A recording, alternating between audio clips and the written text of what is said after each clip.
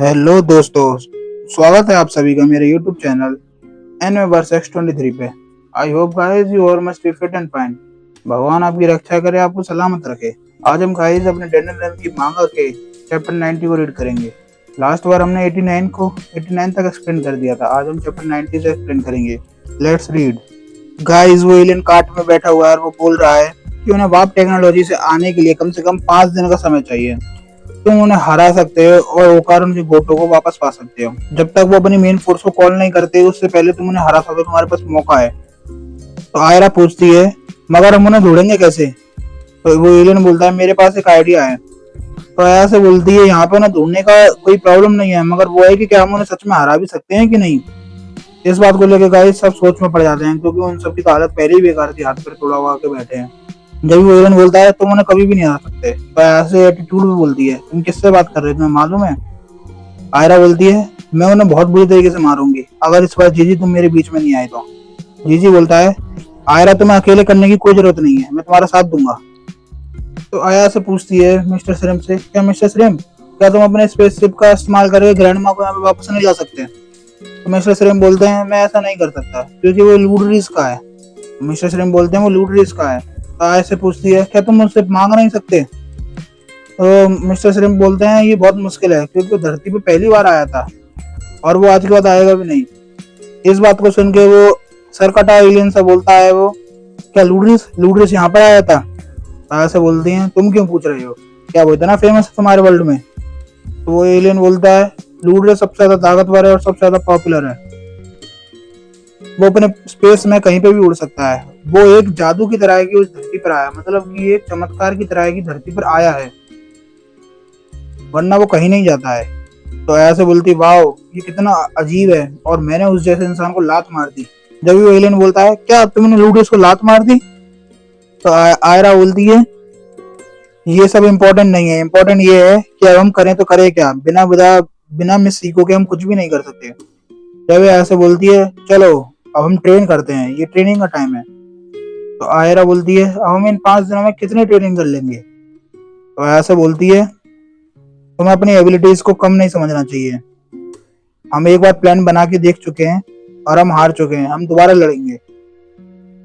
और हमें उनकी वीक स्पॉट्स और वीक पॉइंट्स के बारे में भी मालूम है।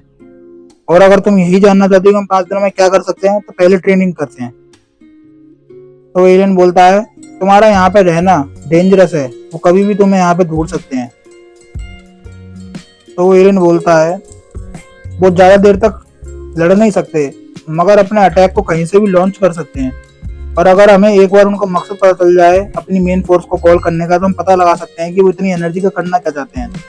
वो ओकारुन के गोटो का इस्तेमाल करके 5 दिन तक अपनी आर्मी को बुला लेंगे, मगर अगर तुम सब उनके हाथ में लग गए तो वो एक ही दिन में अपनी पूरी आर्मी को कॉल कर सकते हैं। वो एलियन बोलता है तुम सब अभी भी उनके निशाने पर हो, अगर तुम्हें ट्रेनिंग करनी है तो अपनी लोकेशन चेंज करके ट्रेनिंग करो।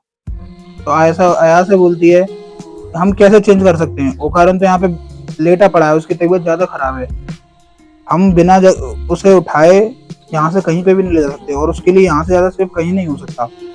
जब भी वो एलियन बोलता है यहाँ से थोड़ी ही दूरी पर हमारा एक पुराना बेस है जहाँ पे हम रहा करते थे, वो हम सबको वहां पर कभी भी नहीं ढूंढ पाएंगे। जब भी जीजू बोलता है क्यों ना करें हम कि तुम्हारे पूरे घर को ही रोबोट में चेंज कर दें यहाँ से, ये बहुत बढ़िया रहेगा कि अगर हम तुम्हारे घर को रोबोट में चेंज कर दें, इससे ओकारुन को भी कोई तकलीफ नहीं होगी।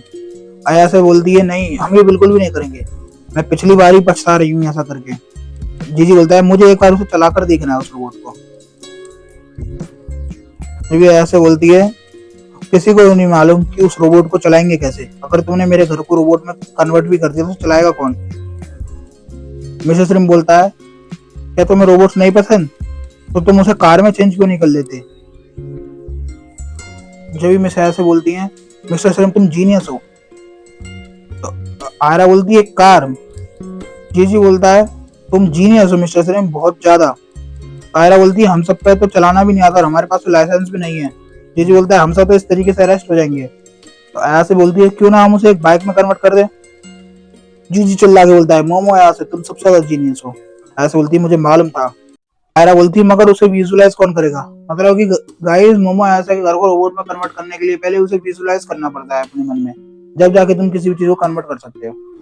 गाइस यहाँ पे मिसाइल से विजुलाइज तो एकदम सही करती हैं, मगर गाइस उस पूरे बड़े घर को एक साइकिल में कन्वर्ट करने में वो इतना बड़ा हो जाता है कि उस पर तो इंसान उसे चला ही नहीं सकते। तो जिसे चिल्लाता है ये कितनी बड़ी है, ऐसे बोलती है, इसे चलाएगा कौन है, पैदल कौन मारेगा। आयरा को चिंता हो रही होती है कि इसमें ओकारुन का हुआ क्या होगा, ओकारुन ठीक है। भाई जब ओकारुन दिखाया जाता है, ओकारुन तो बेचारा पीछे सीट वाली साइकिल के पीछे सीट होती है, कैरियल में बेचारा अटक चुका है, एक टांग पे लटका पड़ा है। पहले तो उसकी गाय हालत पहले ही खराब है, ऊपर तो उस कैरियल में लटका पड़ा हो रहा है। आयरा से चिल्लाती है देखो ओकारुन कहाँ लटक रहा है। आयरा बढ़ा जाती है ऐसे पे कि तुमने क्या करा, तुम ये क्या कर रहे हो, तो जल्दी से नॉर्मल फॉर्म में करो, इस घर को दोबारा से नॉर्मल फॉर्म में कन्वर्ट कर दो, वरना मैं तुम्हारी जान ले लूंगी। ऐसे बोलती जरा एक सेकंड रुक जाओ, मुझे कंसंट्रेट तो करने दो। गाइस इतनी सोगुल में मैं शायद ढंग से कंसंट्रेट नहीं कर पा रही थी, उस साइकिल को विजुअलाइज करने के चक्कर में पूरी साइकिल को तोड़ कर रख देती है, और ओकारुन अभी भी बेचारा लटक रहा है उस साइकिल में बुरी तरीके से। गाइस ये सीन इतना फनी था, जब जी चिल्लाता है ये क्या कर रही हो, वहां पे ओकारुन लटका पड़ा है। आयरा बोलते तुम कर क्या रही हो, तुम उसकी जान खतरे में डाल दोगी। आयरा बोलती है तुम जरा शांत हो जाओगे, मुझे कंसंट्रेट तो करने दो। आयरा बोलती है तुम सोच क्या रही हो, मुझे समझ में नहीं आ रहा तुम कंसंट्रेट क्या कर रही हो। गाइस इस बार मिस ऐसे कुछ ऐसा विजुअलाइज करती हैं, वो एक कैट को विजुअलाइज करती हैं और ओकारुन उस कैट के मुंह में फंसा हुआ है। इसे देख के वो दोबारा से चिल्लाते हैं। जी बोलता है ये क्या है। आयरा बोलती है एक कैट थी, ये तो एक बिल्ली है। आयरा बोलती है उसमें और इसमें कुछ ज्यादा अंतर नहीं है, इसमें भी ओकारुन की जान खतरे में है, वो ओकारुन को चबा जाएगी, कच्चा चबा जाएगी वो ओकारुन को। जब भी आयरा बोलती है तो उसका दम घुट जाएगा, उसे जल्दी से वापस नॉर्मल फॉर्म में कर दो। जब गाय आयरा आयासे में धक्का मार के पीछे हटा देती है और वो कंसंट्रेट करने के लिए बैठ जाती है।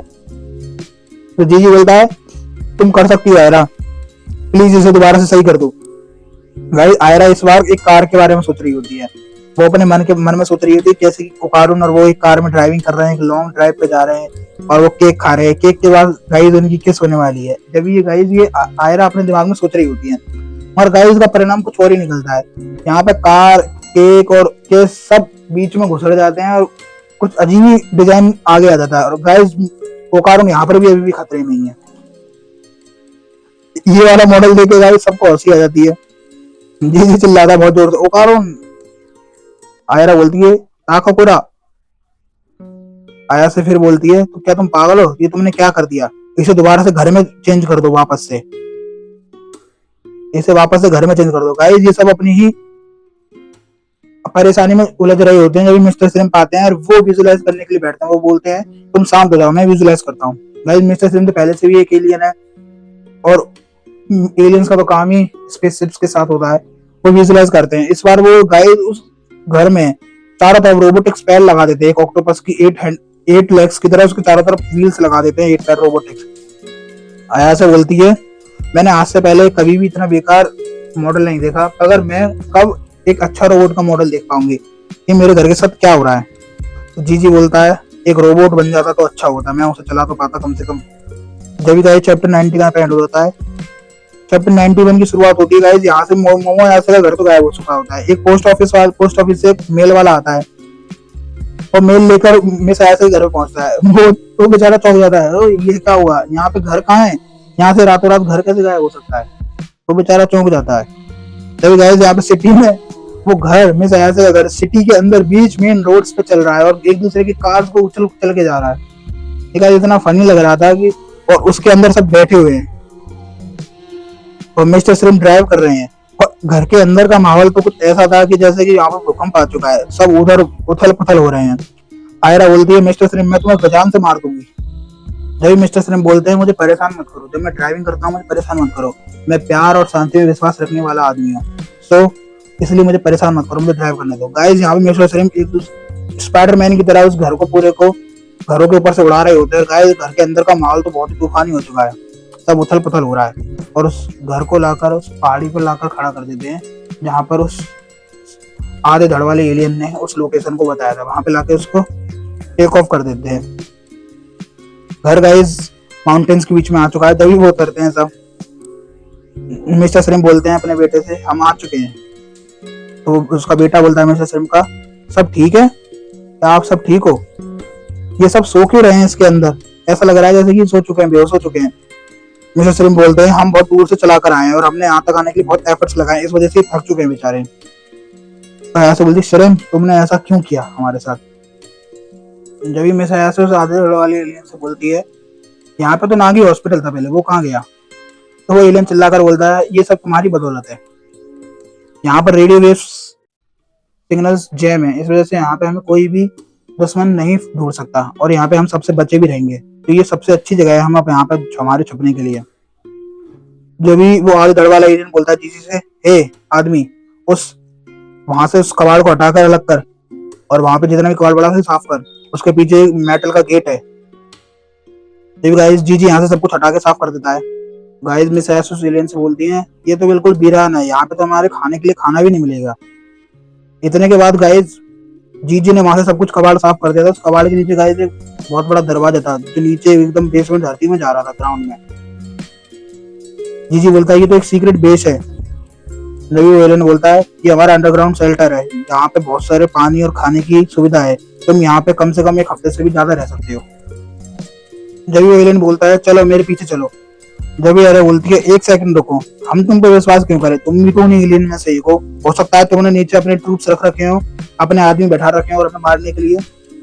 जब भी आया से बोलती है जी आयरा तुम यहीं पे रुको और श्रिम्प तुम मेरे साथ चलो। जब आया से आयरा बोलती है आया से जरा संभल कर, नीचे कुछ भी हो सकता है। जब भी गाइस वो नीचे उतर कर आ जाते हैं उस बेसमेंट में से नीचे, और गाइस यहाँ पे पूरा एक अलग ही वर्ल्ड था। यहाँ पे जैसे कोई फैक्ट्री के अंदर का इनसाइड का व्यू नहीं होता गाइस, फैक्ट्री का व्यू जहाँ पे बहुत सारी मशीनरी और वो रखे होते हैं, यहाँ पे वही व्यू था। मिस आया से बोलती है ये तो बहुत बड़ा है, क्या सच में एक रहने की जगह है। मिस्टर श्रिम्प ने गाइस उस एलियन को अपने हाथों में उठा रखा है। तो वो आया से पूछते ये प्लेस क्या है, यहाँ पे मतलब क्या था पहले, कैसे है यहाँ पे। जब भी गाइस मिस आयासे को यहाँ पे कुछ शीप्स दिखाई देते हैं, शी शेल्स। मिस्टर श्रिम्प और आयासे को वो शी शेल चारों तरफ से घेर के खड़े हो चुके हैं। जब भी मिस आया चिल्लाती हैं तुम बास्टर्ड, तुम दोबारा से यहाँ पे आ गए, तुम सरपो ही हो ना। जब भी गाइस वो शी शेल्स एक संग से रुक जाते हैं। जब भी गाइस उन्हें सीलिंग पे वही एलियन दोबारा दिखाई देता है मिस आयासे को, जो उन्हें रेस्टोरेंट में दिखाई दिया था। मिस आयासे बोलती हैं ये तो वही चीज है जो मुझे कल मैं जिससे लड़ रही थी। जब भी वो एलियन बोलता है ये एक होलोग्राम है जो कि इन सी सेल्स में से प्रोजेक्टेड हो रहा है। ये कॉम्बैट यूज सिमुलेटर्स हैं जो किसी भी एनिमी को स्कैन कर कर उनकी सारी इंफॉर्मेशन को अपनी आंख में कैच कर कर उसे सिमुलेट कर सकते हैं दीवार पर। और ये 3 डायमेंशनल वर्जन ऑफ डेटा को भी बना सकते हैं, मतलब 3 डायमेंशनल 3D प्रोजेक्ट बना सकते हैं, 3D होलोग्राम बना सकते हैं किसी भी एनिमी का। ये किसी भी एनिमी का 3D वर्जन बना सकते हैं और वो इमेज और वो होलोग्राम कम से कम 36 घंटे तक बनी रह सकती है। उन लोगों को हराने के लिए बस हमारे पास 5 दिन है और हमें 5 दिन के अंदर इन्हीं की मदद से अपने अंदर एक्सपीरियंस गेन करना पड़ेगा और हम उन्हें हरा पाएंगे। तभी मैं ऐसे बोलती हैं मैं बहुत खुश हूँ तुम सर्पियन से, तुम्हारे सर्पियन के पास बहुत ज्यादा टेक्नोलॉजी है। जब गाइस मिस आया से ओकारोन का चश्मा उठाकर उसकी आंख को खोलकर देखती हैं कि वो कैसा है, ठीक है कि नहीं है। जब गाइस वो जो सी सेल्स थे उनमें से और ज्यादा होलोग्राम्स निकलना शुरू हुआ था। वो होलोग्राम्स वही थे जिनसे मिस आयरा और जीजी की लड़ाई हुई थी, और जीजी और आयरा भी ये सब चीज देख के चौंक जाते हैं। बस यहीं पे इस चैप्टर का एंड हो जाता है। आई होप गाइज आपको अच्छा लगा होगा। अगर अच्छा लगा हो तो like, comment and subscribe and share, और बने रहिए हमारे यूट्यूब चैनल पर। आपको ऐसे ही एनएम कंटेंट हम भेजते रहेंगे। Thank you.